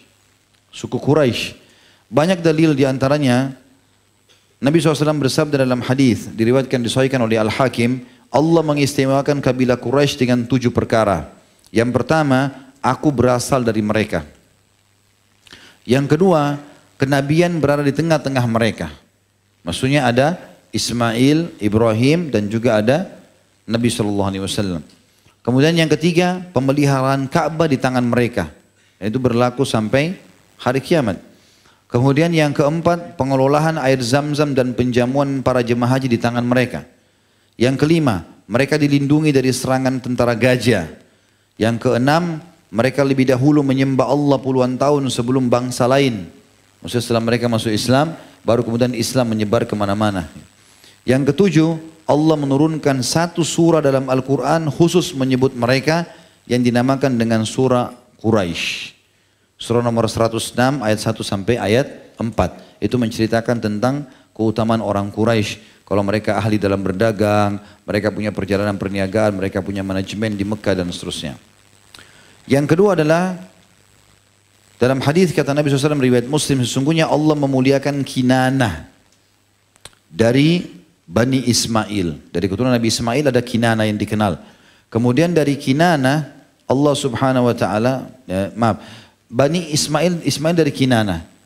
Kinanah dulu baru Ismail alaihissalam, baru kemudian dari Ismail dimuliakanlah ya, Quraisy. Dan dari Quraisy keluarlah Bani Hashim, dan aku dipilih dari Bani Hashim. Berarti ini memang keutamaan sendiri karena Nabi SAW berasal dari sana. Yang ketiga, para pemimpin itu dari Quraisy. Jika mereka memerintah, mereka adil. Jika mereka berjanji, mereka akan memenuhi. Jika mereka diminta belas kasihan, mereka akan berbelas kasih. Bila mereka pada saat memimpin tidak melakukan itu, tidak adil, tidak berbelas kasih, dan mereka tidak tepati janji, maka orang-orang Quraisy itu akan mendapatkan laknat Allah, laknat malaikat, dan laknat seluruh manusia. Tidak dapat diterima taubatnya dan tidak diterima pula tebusan azab dari mereka. Hadis sahih diriwayatkan oleh Imam Bukhari. Ini keutamaan suku Quraisy. Ya. Tentu teman-teman banyak sekali suku-suku, tapi saya cukupkan dengan ini tentang beberapa suku yang harus dibahas. Baik, itu ya durus atau pelajaran yang pertama yang bisa kita ambil dari kehidupan, dari pelajaran Amir bin Aqwa radhiyallahu anhu tentang adanya suku-suku Arab yang dipuji oleh Nabi SAW, dan sudah kita sebutkan beberapa suku yang memiliki keutamaan itu. Kita masuk yang kedua teman-teman, tentang pentingnya keberanian. Karena kasus Amir radhiyallahu anhu pada saat marhab menantang dan akhirnya dia keluar melawan, ini butuh keberanian. Dan perlu kita tahu teman-teman, dalam Islam keberanian ini sebuah simbol. Kita sama sekali nggak boleh ada di kamus kita pengecut, nggak boleh. Sama sekali nggak boleh. Kita kalau masuk ke medan perang, tugas kita mati dulu, mati syahid, itu utama. Baru kalau tidak berarti menang. Jadi kalau 1000 orang pasukan muslim masuk kancah peperangan, terbunuh semua, itu prestasi tertinggi. Dan tidak namanya kalah, atau mereka pulang membawa kemenangan. Bahkan disepakati oleh para ulama, walaupun satu orang muslim tinggal sendiri, di depannya ada musuh, maka dia tidak boleh lari. Kecuali dia mau bergabung dengan pasukan. Tapi kalau hanya lari karena takut, nggak boleh. Bahkan dimasukkan dalam kategori dosa besar. Di antaranya kata Nabi SAW, 7 induk dosa besar, salah satunya selain syirik, selain durhaka sama orang tua, selain sihir, ya selain zina, riba dan seterusnya, Nabi SAW mengatakan, dan juga lari dari kancah peperangan. Jadi memang ini luar biasa, berarti menandakan memang harus seorang muslim punya sifat ya, yang pemberani dan sama sekali nggak ada sifat pengecutnya. Allah menyebutkan tentang masalah pentingnya seseorang punya syaja'ah atau keberanian, tapi pada kebenaran ya, pada kebenaran dan membutuhkan untuk membela kebenaran. Dalam surah Al-Imran ayat 139 Allah berfirman, A'udzubillahi minasyaitonir rajim, wala tahinu wala tahzanu wa antumul a'launa in kuntum mu'minin. Jangan pernah kalian merasa lemah, kata Allah SWT. Jangan pernah merasa pengecut dan jangan merasa sedih, karena kalian hai muslimin pasti akan selalu di atas kalau kalian beriman. Jelas firman Allah SWT ini tidak boleh umat Islam merasa kecil hati, merasa tidak mampu, enggak, harus merasa percaya diri, karena memang kita termasuk orang yang beriman kepada Sang Pencipta Allah Subhanahu wa taala. Juga Rasulullah SAW bersabda dalam hadis yang dihasankan oleh Tirmidzi, kata Nabi SAW, janganlah menjadi orang yang tidak memiliki sikap yang berkata, bila orang melakukan kebaikan maka aku lakukan, bila orang melakukan keburukan maka aku pun ikut melakukan. Tapi jadilah orang yang punya sikap keberanian, syaja'ah. Kalau orang melakukan kebaikan, aku melakukannya. Tapi kalau orang melakukan keburukan, maka aku meninggalkan sikap buruk mereka itu. Juga Nabi SAW memastikan teman-teman sekalian tentang masalah doa beliau, doa Nabi SAW yang berbunyi, diantaranya Allahumma inni a'udzubika minal ajzi wal kasal. Ya Allah, aku minta kepadamu agar jangan sampai aku ajiz. Ajiz ini seperti orang yang putus asa, ya. Kasal dan malas. Wa a'udzubika minal jubni wal bukhul, dan aku berlindung kepadamu dari sifat jubun, pengecut, tidak mau membela haknya, ya. Keluarganya pun diganggu, dia ketakutan, haknya diambil, dia diam. Ini bukan sifat orang mukmin. Harus dia bisa bela dirinya. Bahkan Nabi SAW mengatakan siapa yang terbunuh membela kehormatan dirinya, dia mati syahid. Membunuh keluarganya mati syahid. Dia membela keluarganya terbunuh mati syahid. Membela hartanya mati syahid. Semua ini mati syahid yang mulia. Maka nggak boleh kita membiarkan ya, hak-hak kita diambil. Nabi SAW juga mengatakan, ya Allah jauhkanlah kami dari sifat jubun, pengecut dan bukhul, pelit. Wa a'udzubika min an uradda ila ardhil umur. Kata Nabi SAW, dan jangan sampai aku hidup sampai masa pikunku. Wa a'udzubika min fitnatid dunya wa adzabil qabr, dan jauhkanlah aku ya Allah dari fitnah kehidupan dan juga azab kubur. Tentang masalah larangan untuk lari dari kancah peperangan, ada ayat Al-Quran yang melarang masalah itu. Dia disebutkan dalam surah Al-Anfal, surah nomor 7 ayat 15 sampai 16. Kata Nabi SAW, kata Allah SWT, Allah berfirman, A'udzubillahi minasyaitonirrajim, Ya ayyuhalladzina amanu idza laqitumul ladzina kafaru zahfan fala tuwalluhumul adbar, wa may yuwallihim yawma idzin duburahu illa mutaharrifan liqitalin aw mutahayyizan ila fi'atin faqad ba'a bighadabin min Allah. Faqad ba'a bighadabin min Allah wa ma'wahu jahannam wa bi'sal masir. Hai orang-orang beriman, kalau kalian sedang bertemu dengan musuh, maka jangan pernah kalian membalikkan belakang kalian. Lari, nggak boleh. Maka barang siapa yang lari dari musuh, maka kecuali untuk mengatur strategi perang atau bergabung dengan kelompok muslimin yang lain, maka dia pulang dalam membawa murkahnya Allah. Dan pada saat dia mati, dia akan masuk neraka jahanam. Dan itu seburuk-buruk tempat kembali. Jadi kita lihat bagaimana luar biasa Islam memerangi sifat pengecut. Kemudian juga dalam hadis Bukhari, Muslim disebutkan tentang sifat keberanian. Tentu dia banyak ya. Keberanian itu bukan berarti hanya ngangkat-ngangkat suara, emosional, bukan itu yang dimaksud. Tapi membela hak kita. Membela itu tidak harus teriak-teriak. Ini punya saya. Oh bukan punya kamu, ini punya saya. Kita bela diri kita, ambil. Ini buktinya. Sebutkan argumentasinya. Kita membela diri itu namanya syaja'ah, keberanian. Makanya Nabi SAW mengatakan dalam hadis Bukhari, Laisa sur'atu bil ghadab. Bukan keperkasaan itu, keberanian, kejantanan dilihat dari emosional. Enggak. Walakinna sur'atu man malaka nafsa indal ghadab. Tapi kebijaksanaan, kedewasaan dilihat pada saat orang bisa mengontrol emosinya. Juga Allah mengingatkan dalam surah Al-Imran. Ini ulama masukkan surah nomor 3 ayat 133 sampai 134. Makna syaja'ah, keberanian masuk juga dalam ayat ini. Yaitu memaafkan orang lain, menasihati dengan benar, membela kebenaran, berbagi dengan orang miskin, ini masuk dalam keberanian namanya. Berani untuk berkorban ya, demi untuk kebenaran. Allah berfirman, A'udzubillahi minasyaitonirrajim, Al-Imran 133 sampai 134, wasari'u ila maghfirati min rabbikum wa jannatin arduhas samawati wal ardu iddat lil muttaqin alladzina yunfikuna fis sarra'i wad dharra'i wal qadhimina al ghaidha wal 'afina 'anil nas wallahu yuhibbul muhsinin. Bergegaslah kalian kepada pengampunan Tuhan kalian dan kejarlah surga yang luasnya seluas langit dan bumi yang dijanjikan untuk orang-orang yang bertakwa, yaitu orang-orang yang rutin membantu sedekah dalam keadaan ya susah ataupun lapang, dan orang yang bisa mengontrol emosinya sementara dia justru bisa melampiaskannya, dan orang yang suka memaafkan orang lain, dan Allah menyukai orang-orang yang berbuat kebaikan. Kita bisa lihat di sini keberanian dinilai. Kalau misalnya dalam kancah peperangan, ya, kasus Amir bin Aqwa, dia tidak sombong dengan para sahabat, tapi pada saat ditantang oleh musuh dia maju.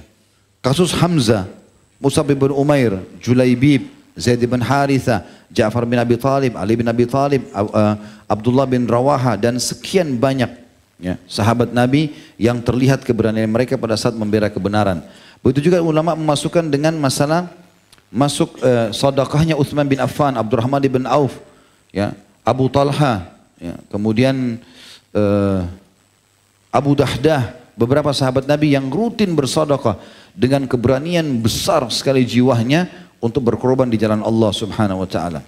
Maka ini semua masuk dalam istilah itu. Juga disebutkan dalam Al-Qur'an dalam surah Fussilat, surah nomor 41 ayat 30 sampai 32. Allah SWT berfirman, A'udzubillahi minasyaitonirrajim, Innal ladzina qalu rabbuna Allahu thumma istaqamu tatanazzalu alaihimul malaikatu alla takhafu wa la tahzanu wa abshiru bil jannati allati kuntum tu'adun.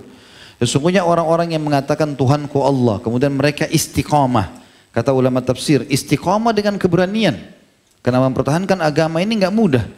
Ya. Walaupun kita harus diberhentikan dari tempat kerja, walaupun harus akhirnya berpisah dengan pasangan, walaupun harus dimarahi, dimusuhi oleh kaum, tapi kebenaran, dia punya keberanian untuk membela. Kalau benar ya benar. Maka akan turun pada saat mereka meninggal para malaikat yang mengatakan kepada mereka, janganlah kalian takut, jangan kalian sedih, dan terimalah berita gembira dengan surga yang telah dijanjikan. Itu ayat 30. Ayat 31-nya, nahnu awliya'ukum fil hayatid dunya wa fil akhirah. Walakum fiha ma tashtahi anfusukum walakum fiha ma tad'un. Kami akan menjadi wali-wali kalian, penolong-penolong kalian di dunia dan di akhirat, dan kalian akan mendapatkan di surga apa yang kalian inginkan, jiwa kalian inginkan, dan apa yang kalian minta. Ayat 32-nya, nuzulan min ghafurur rahim. itu adalah pemberian dari Tuhan yang Maha Pengampun lagi Maha Penyayang. Dan ini menjelaskan kepada kita teman-teman sekalian, orang yang punya keberanian termasuk adalah istiqomah di jalan Allah. Ini termasuk poin yang harus difahami. Kemudian kita masuk ke pelajaran yang ketiga. Di pelajaran yang pertama sudah kita sebutkan tentang kabilah-kabilah Arab. Pelajaran kedua tentang keutamaan keberanian. Keutamaan atau pelajaran yang ketiga adalah pentingnya memiliki dan melatih suara yang baik. Semampunya tentunya. Terutama dalam membaca Al-Quran. Disebutkan dalam riwayat Bukhari Muslim, kata Nabi SAW, Ma adinallahu li syai'in ma adina lin nabi ayyataganna bil Quran. Sesungguhnya Allah tidak pernah mengizinkan Nabi untuk melantunkan suara dengan bagus seperti diizinkannya untuk melantunkan atau menyantunkan Al-Quran. Makanya disebutkan bahwasanya Al-Bara ibn Azib berkata radhiyallahu anhu memberikan kesaksian dalam hadis Bukhari Muslim, aku pernah mendengarkan Nabi SAW membaca wattini wazzaitun di dalam salat Isya, dan aku belum pernah mendengarkan ada orang yang lebih indah suaranya dari Nabi alaihissalatu wassalam. Kemudian dalam hadis yang lain kata Nabi SAW kepada Abu Musa al-Ash'ari yang suaranya bagus sekali. Beliau mengaji di rumahnya dengan tartil dan suaranya indah. Maka Nabi SAW lewat depan rumahnya lalu berkata, wahai Abu Musa, sesungguhnya engkau telah diberikan salah satu dari kelebihan suara-suaranya keluarga Daud. Karena Nabi Daud, Nabi Sulaiman, ini semua dan keturunannya terkenal dengan suara-suara yang indah. Juga kata Nabi SAW dalam riwayat Imam Muslim, tadi itu riwayat Bukhari Muslim, ini riwayat Muslim, aku telah mendengar bacaanmu semalam hai Abu Musa, dan aku yakin engkau telah diberikan salah satu dari suara-suara indahnya Daud dan keturunannya. Juga di dalam hadis yang lain, riwayat Nasa'i dengan sanad sahih kata Nabi SAW, Zayyinul Qur'ana bi aswatikum, hiasilah Al-Quran itu dengan suara-suara indah kalian. Juga dalam hadis Abu Daud dan Imam Ahmad, laisa minna man lam yataghanna bil Qur'an, bukanlah dari golongan kami orang-orang yang tidak memperindah suaranya. Dan di sini teman-teman, indah suara ini adalah sebuah karunia. Mungkin tidak semua orang dikasih oleh Allah SWT, tapi dia berusaha dalam Al-Quran. Di sini juga disebutkan Amir bin Aqwa justru menyebutkan syair-syair dengan suara indah, sehingga memotivasi para sahabat untuk berjihad. Dan memang itu disampaikan. Mirip juga dengan Anjasyah. Anjasyah radhiyallahu anhu juga supir Nabi SAW. Pernah Nabi SAW menyuruh Anjasyah atau para sahabat menyuruh Anjasyah untuk melantunkan suara indah, maka unta yang ada ummahatil mu'minin di atas unta itu ada gerandanya untuk membawa mereka, jadi menggoyang-goyangkan lehernya sampai hampir saja para ummahatil mu'minin jatuh. Maka Nabi SAW mengatakan, hati-hatilah dengan botol-botol kacaku. Tapi suara-suara indah ini dipuji oleh Nabi SAW, dan sahabat sering melantunkan ini untuk memotivasi. Seperti di perang Khandak juga ada kalimat Allahumma la isya illa isyatal akhirah, Allahumma ighfir li muhajirin wal ansar. Ya Allah, tidak ada kehidupan kecuali kehidupan akhirat, maka ampunilah muhajirin dan ansar. Yang keempat teman-teman sekalian bisa kita ambil adalah keutamaan kecerdasan dan kejelian. Dan ini bagi orang mukmin penting ya. Di mana peluang beramal saleh jangan disia-siakan, harus cerdas. Jangan persilahkan orang lain. Harus kita lebih dulu. Saya kasih contoh. Pernah ada motivasi Nabi SAW kepada para sahabat dalam sebuah riwayat untuk bersedekah. Sedekahlah, Nabi SAW sebutkan semua keutamaannya. Lalu Nabi SAW meletakkan sebuah kain untuk menampung sedekah itu. Rupanya ada satu sahabat, waktu dia dengar motivasi itu, dia langsung berdiri. Lalu dia yang pertama meletakkan sedekahnya di kain Nabi SAW. Lalu sahabat pada keroyok semua ikutin. Apa kata Nabi SAW? Siapa yang menjadi petunjuk, memberi petunjuk yang baik, maka dia akan mendapatkan pahala orang yang mengikutinya tanpa dikurangi sedikit pun dari pahala orang yang mengikutinya. Jadi orang memulainya, gitu kan? Kita tahu sahabat-sahabat seperti kasus Uqasyah radhiyallahu anhu. Waktu Nabi SAW mengatakan 70.000 dari umatku masuk surga tanpa hisab, nggak pakai tunggu, langsung Uqasyah berdiri, ya Rasulullah, doain saya termasuk itu. Kata Nabi SAW, kau termasuk itu. Ada sahabat lagi berdiri, saya juga ya Rasulullah. Kata Nabi, kau telah didahului oleh Uqasyah. Artinya kalau disebut juga nanti habis, nggak ada bagiannya yang lain. Salah satunya, tapi ada sebagian ulama mengatakan Uqasyah memang orang yang layak. Tapi kecerdasan di sini ya. Kecerdasan. Kasus di perang Badar, waktu Nabi SAW mau kasih pedangnya. Lalu Nabi bilang, siapa yang memberikan hak pedang ini Allah, siapa yang memberikan hak di pedang ini, haknya Allah dan Rasulnya. Maka semua Hamzah, Ali bin Abi Thalib, Zubair bin Awam, Mikdad, 4 orang sahabat menolak, mau mengambil tapi tidak tanya untuk apa. Nanti Abu Dujana tanya, ya Rasulullah, apa haknya Allah dan Rasulnya? Karena sudah 4 orang Nabi tolak. Hamzah langsung mengatakan, saya Rasulullah. Nabi tarik.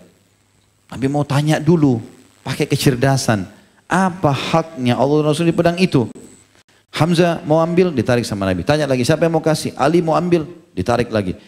Zubair ditarik lagi. Mikdad ditarik. 4 orang ini ahli perangnya sahabat. Maka Abu Dujana langsung mengatakan, ya Rasulullah, apa haknya Allah dan Rasulnya? Maka di sini Nabi baru jawab, haknya adalah engkau mengambil dan menghantamkan ke musuhmu sampai bengkok. Pakai pedang nih, perang. Maka Abu Dujana pun mengambil lalu memakainya. Jadi ada kecerdasan. Cerdasnya para sahabat dalam mengejar mati syahid luar biasa gitu. Bagaimana mereka jeli sekali sampai begitu pecikan takbir pertama mereka berlumba-lumba siapa yang pertama di depan dan berharap yang paling pertama dibunuh oleh musuh. Jadi kecerdasan jeli sekali dalam menangkap peluang-peluang itu. Gitu. Dikatakan dalam sebuah hadis yang sahih riwayat Tirmidzi, Nabi SAW, al-kayyisu man dana nafsu amina lima ba'dal maut. Orang yang cerdas dari umatku adalah orang yang selalu merendah. Ya. Dia selalu dia selalu memaksimalkan dirinya dan selalu beramal apa yang dia persiapkan untuk setelah kematian. Jadi semua targetnya adalah ini untuk akhirat, ini untuk akhirat. Apa saja dia kerjakan untuk di sana. Itu kecerdasan namanya. Pernah juga ditanya dalam hadis Ibnu Majah, kata seorang sahabat, ya Rasulullah, ayyul mu'minuna afdal? Orang-orang mukmin yang paling afdal itu siapa saja? Kata Nabi SAW, qal ahsanuhum khuluqa. Orang yang paling baik akhlaknya, karakternya dan sifatnya. Qala fa'ayyul mu'minina akyas. Kalau begitu siapa orang muslim, orang mukmin yang paling cerdas? Qala aktsaruhum lil mauti dzikra wa ahsanuhum lima ba'dahu isti'dadan ulaikal akyas. Orang mukmin yang selalu berpikir masalah kematian. Kapan dia mati nih? Kalau dia mati dia sudah punya persiapan. Dia selalu menjadikan mati sebagai peringatannya dan selalu punya persiapan terbaik untuk kematian itu. Mereka adalah orang yang paling cerdas. Di antaranya tadi Amir bin Aqwa langsung menyambut. Ini tinggal tunggu ditebas saja sama Yahudi ini masuk surga, gitu kan? Atau kalau dia membunuh si Yahudi tadi ada hadis yang berbunyi orang mukmin sama kafir. Ya, orang mukmin yang membunuh orang kafir di kancah peperangan tidak akan bersatu di neraka. Artinya ada jaminan surga bagi si mukmin ini. Dan ini banyak sekali kita lihat bagaimana perilaku-perilaku para sahabat dalam kecerdasan mereka menangkap peluang-peluang ibadah seperti ini. Kemudian juga ada teman-teman sekalian pelajaran yang lain kecerdasan, poin yang kelima ya, tentang masalah keutamaan orang yang memaksakan diri dalam ibadah. Beranjak daripada firman Allah Subhanahu wa taala, "Walladzina jahadu fina lanahdiyannahum subulana." Orang-orang yang memaksakan dirinya ke jalan-jalan kami akan tunjukkan mereka jalan-jalan kami. Diambil daripada sikap atau jawaban atau pernyataan Nabi SAW tentang Amir. Salah satu sifatnya adalah innahu lajahidun mujahid.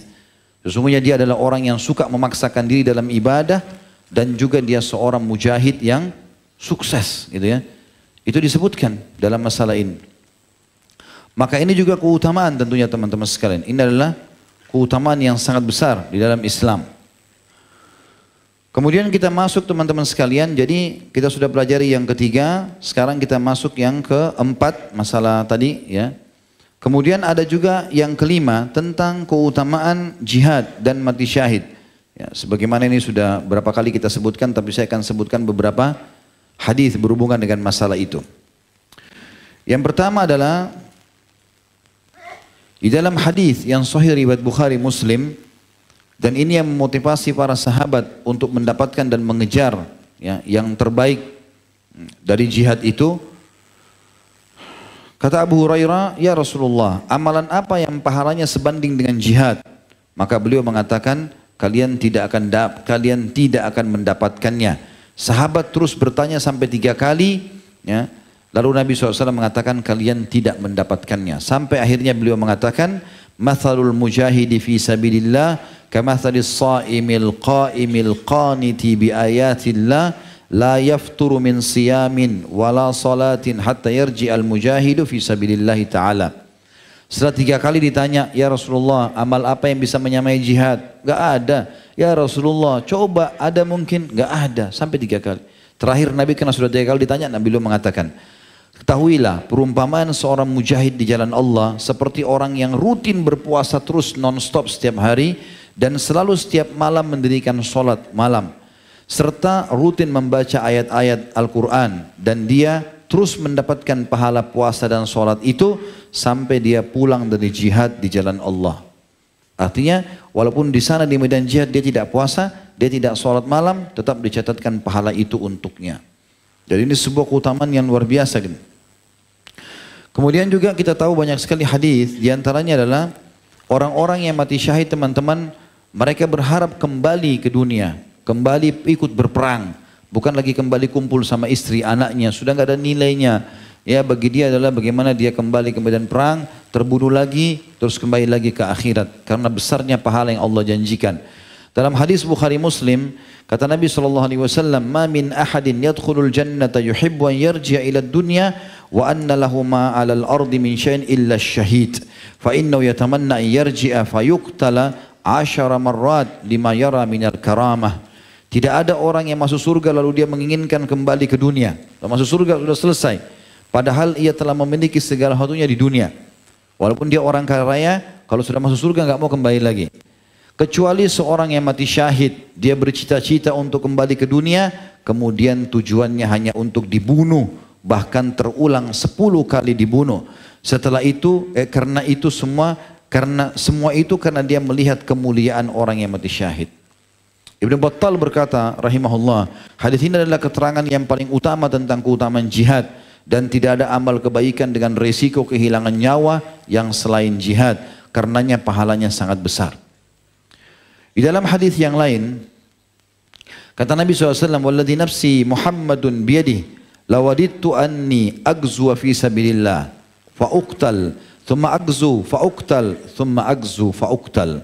Demi zat yang jiwa Muhammad dalam genggamannya, aku ingin sekali dan aku sangat gembira kalau itu terjadi. Aku berperang, lalu aku terbunuh. Lalu aku hidupkan lagi, berperang, lalu terbunuh lagi. Lalu aku berperang, kemudian aku terbunuh lagi. Artinya terulang-ulang, gitu kan? Jadi sebenarnya rasa takut yang muncul teman-teman itu karena syaitan. Seakan-akan kita takut masuk di kancah peperangan kalau ada jihad yang sebenarnya ya. Maka ini harus dilawan. Apalagi pada saat kita menghadapi musuh, sehebat apapun keterampilan dia, Allah katakan dalam surah Al-Anfal ya, tentang para sahabat Nabi, dan ini berlaku untuk semua mujahidin. A'udzubillahi minasyaitonirrajim, falam taqtuluhum walakinnallaha qatalahum wa ma ramaita idh ramaita walakinnallaha rama. Bukan kalian yang membunuh musuh-musuh kalian, tapi Allah lah yang membunuh mereka. Dan bukan kalian yang melempar anak-anak panah kalian dan tombak-tombak kalian, tapi Allah lah yang melempar. Kata ulama tafsir apa maksudnya ayat ini? Artinya kalau seorang mujahid datang ke medan perang, sehebat apapun musuh tersebut dia lawan, Allah akan memudahkan musuh itu dikalahkan oleh dia. Walaupun orang itu lebih mahir, asal memang di kancah jihad. Sementara dalam hadis-hadis Nabi yang lain dikatakan, kalau seandainya ada orang takut, pengecut, sama sekali nggak mau jihad, ini malah ada ancamannya. Makanya kita berharap Allah SWT memberikan kesempatan, tapi yang benar ya, jangan disalahgunakan namanya. Karena jihad tidak mungkin dihapus sama sekali dari hukum syariat. Dengan istilah teroris akhirnya tidak boleh bicara masalah jihad. Enggak, itu hukum agama, harus dijelaskan. Jihad, nikah, haji, sama saja. Harus dijelaskan, gitu kan. Jadi tidak boleh dihapus dan tidak boleh juga disalahgunakan. Maka kita jelaskan hukum syariat yang benar. Kata Nabi SAW dalam hadis riwayat Muslim, "Man mata walam yagzu walam yuhaddits nafsahu bil ghazwi mata ala syu'batin min nifaq." Barang siapa yang meninggal dunia sementara ia tidak pernah ikut berperang. Kalau tidak ada lain, tapi kalau lagi ada, dia harus ikut. Dan tidak pernah niat untuk ikut. Tidak pernah terlintas sedikit pun. Ya. Maka kalau dia mati di atas cabang kemunafikan. Hadis ini sahih riwayat Muslim. Dalam hadis Abu Dawud, Ibnu Majah, Tabarani dan juga Baihaqi, Ibnu Abi Asim juga menyebutkan dengan sanad hasan, kata Nabi SAW, "Man lam yagzu au yujahiz gazian au yakhlufu gazian fi ahlihi bi khairin asabahu Allah bi qari'atin qabla yaumil qiyamah." Barang siapa yang belum pernah berperang atau memberi bekal orang yang sedang berperang atau menjaga keluarga orang yang berperang, diamanahkan istri anaknya lalu dijaga dengan baik, maka Allah akan menimpakan kegoncangan padanya sebelum datangnya hari kiamat. Jadi ini jelas sekali disebutkan dalam makna-makna hadis ini. Kemudian juga Nabi SAW bersabda di dalam hadis yang diriwayatkan Ahmad, Nasai, hadis ini sahih menurut Hakim, jahidul musyrikina bi amwalikum wa anfusikum wa alsinatikum. Perangilah orang-orang musyrik dengan harta kalian, jiwa kalian dan lidah kalian. Pada saat waktunya jihad, dakwah kita sampaikan lidah. Ada perlawanan fisik, kita lawan secara fisik. Ada harta, kita keluarkan harta. Ya, jadi ini disesuaikan dengan kondisi dan keadaannya. Ya. Dan kalau ada orang tidak mampu kecuali dia hanya bisa membiayai saja, maka itu juga sebuah hal yang positif. Sebagaimana sabda Nabi SAW dalam hadis Bukhari Muslim, "Man jahaza ghaziyan fi sabilillah faqad gaza, wa man khalafa ghaziyan fi sabilillah bi khairin faqad gaza."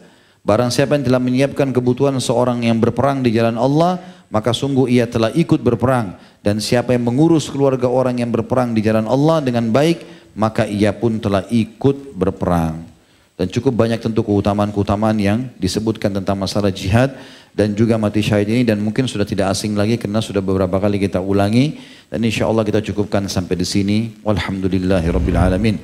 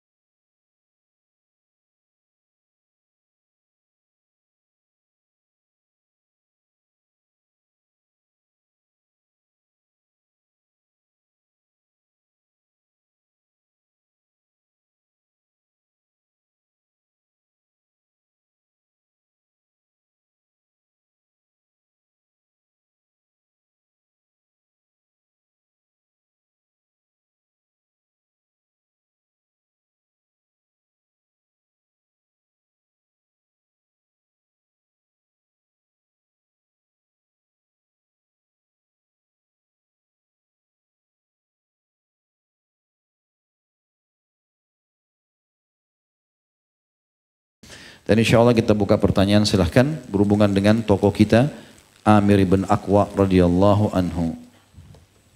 Ada pertanyaan? Itu semua pertanyaan. La ilaha illallah. Biografi orang ini. Nanya apa antum? Mana sini ya?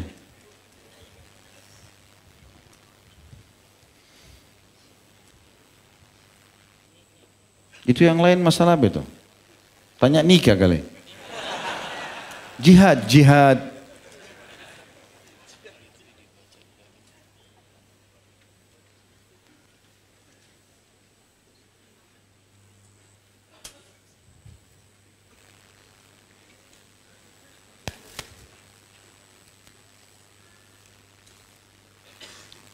Tadi dikatakan bahwa Amir bin Aqwa memiliki kelebihan dalam bersenandung. Apakah boleh melantunkan lagu tanpa musik? Apa Ustaz mohon diluruskan pertanyaan ana ini? Ini perlu telusuran dalil teman-teman sekalian ya. Kalau selama ini yang setahu saya, sebatas pengetahuan saya, kalau masalah melantunkan syair dengan suara bagus ya, itu masa tidak ada larangan. Mungkin dalam acara perkawinan, mungkin orang tua pada anaknya, mungkin istri pada suaminya. Karena banyak riwayat menjelaskan diantaranya adalah para bidadari yang akan melantun-lantunkan puji-pujian untuk para suami mereka di surga. Kalau tanpa musik ya, kalau musik itu cuman satu saja yang dibolehkan pada saat memukul, kalau saya tidak salah, rebana di acara perkawinan wanita. Itu pun kaum wanita, kalau yang lain tidak ada.